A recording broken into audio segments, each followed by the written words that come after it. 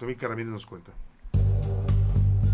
Las escuelas preparatorias y de bachillerato en México se han convertido en reservorios de odio y la violencia en México. Los recientes casos como el ataque en el CCH Sur que derivó en la muerte de un joven de 16 años, así como la trifulca en Afezacatlán y otros casos en estos últimos años, son la muestra de que las escuelas se han alejado de su propósito para ser templos donde se siembra el miedo y las agresiones de todo tipo.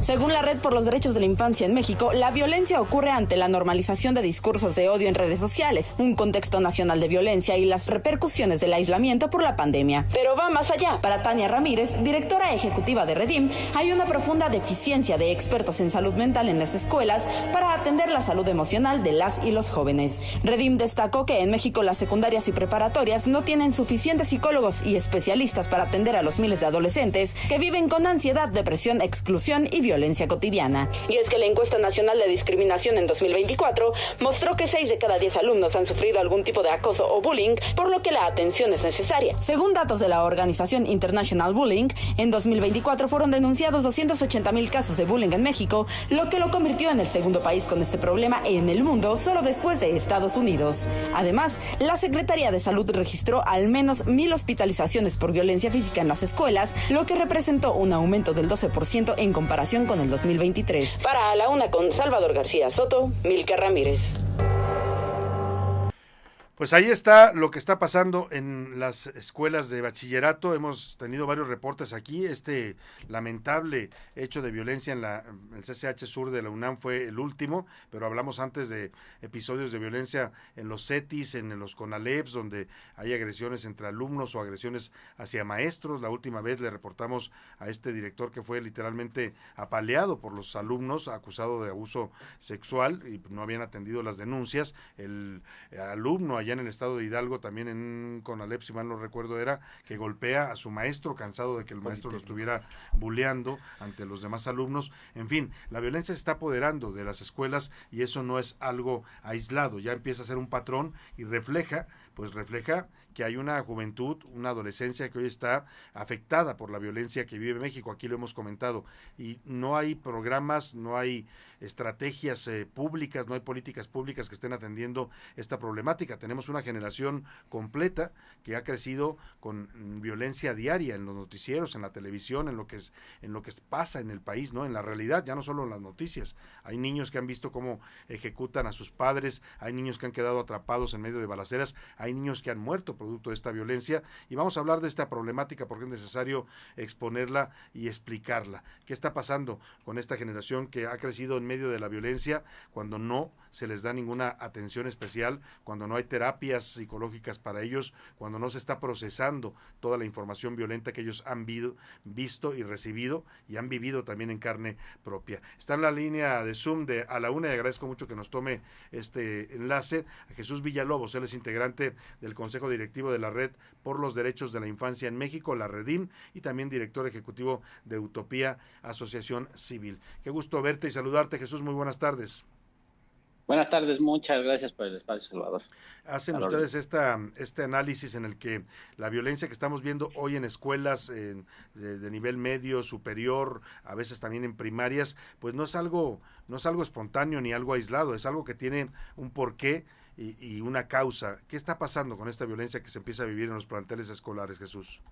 Sí, mira, si nosotros quisiéramos hablar del pienso que estaríamos cometiendo un error y estaríamos cayendo en la explicación más fácil, que es que un joven en una situación muy puntual tomó decisiones inadecuadas y entonces violentó contra otro joven.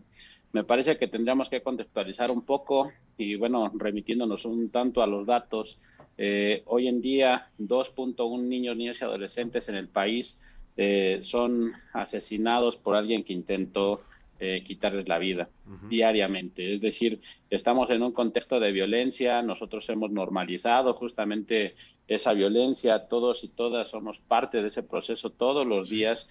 Vemos pues que los feminicidios se siguen implementando, o sea, hay casi 2 feminicidios diarios y esta ola de violencia pues en el país no ha bajado, al contrario, se mantiene y es algo que nos tiene que preocupar, porque además siempre hemos pensado que la UNAM es el lugar en donde comulgan muchas ideas y parecería que es un país, es un México en chiquito, Sí. regularmente siempre resaltando las cosas positivas, y hoy desafortunadamente también la violencia se apoderó de ella.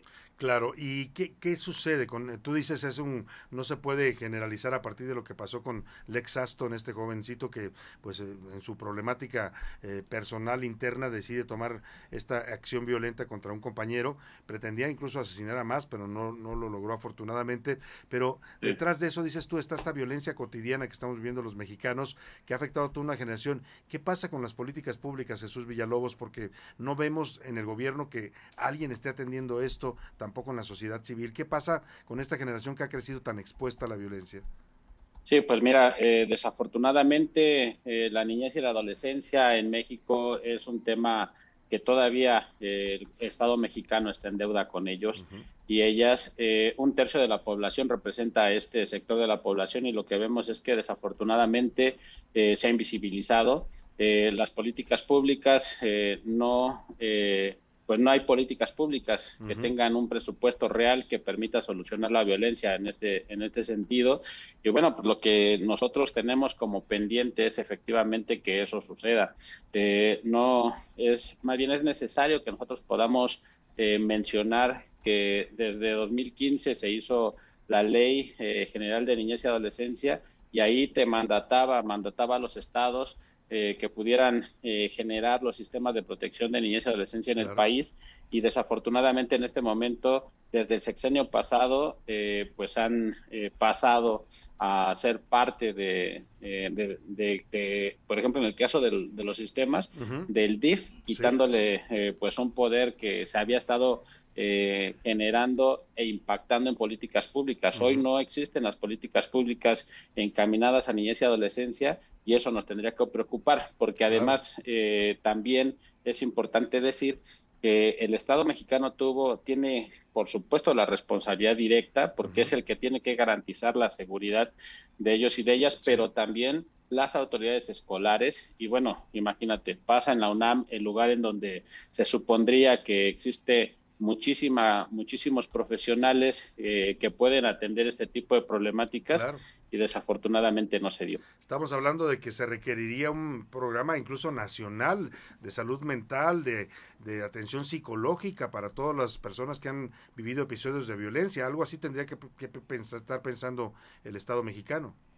Sí, mira, cuando hace el llamado el rector a que iba a reforzar los protocolos de seguridad en el CCH Sur y en algunos otros planteles, de verdad tenemos que cuestionar ese tipo de planteamientos. Cuando entonces la licenciada Clara Brugada también comenta pues que es una lástima y que se solidariza con las víctimas. Imagínate cuánta solidaridad nos hace falta para saldar esa deuda que tenemos con los jóvenes.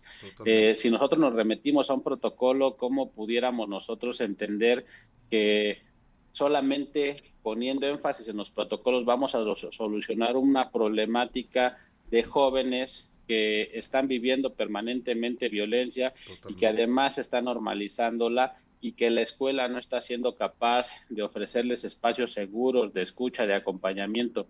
En ese sentido, necesariamente las escuelas tienen que ofrecer eso, necesariamente también tiene que haber seguridad digital, el Estado mexicano lo tiene que garantizar. Detectar este tipo de problemáticas a tiempo, ¿no? Antes de que terminen en tragedia. Exactamente, o sea, el Estado mexicano las tiene que detectar y entonces ser coordinador con las escuelas para que puedan ofrecer alternativas, ambos, pero que además también tengan comunicación con los padres y las madres.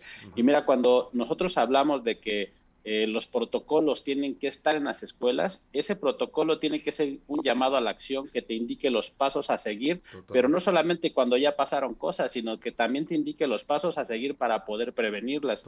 En ese sentido, en educación digital, o sea, cuando hablamos de seguridad digital, necesariamente tenemos que hablar de educación digital, tenemos que hablar de que la educación digital también te tiene que llevar a la cultura de paz, pero también a detectar los casos cuando estén sucediendo. Totalmente de acuerdo contigo.